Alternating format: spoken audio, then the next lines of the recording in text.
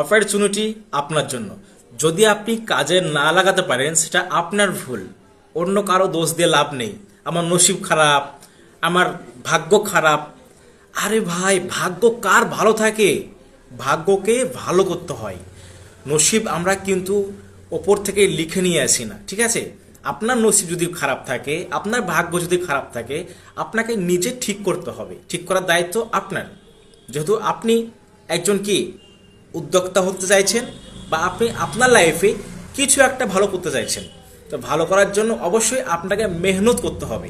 যদি মেহনত না করেন, মেহনতের ফল পাবেন না। আর অবশ্যই যে কোনো কাজ করার জন্য আপনাকে ধৈর্য এবং সেই কাজের প্রতি আপনাকে প্যাশন রাখতে হবে, তবেই কিন্তু আপনি সেই কাজে সাকসেস পাবেন।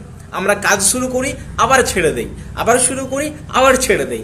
এতে কিন্তু আমাদের ব্রেনের প্রবলেম হয়ে যাবে, ভাই ইনকাম আসছে না।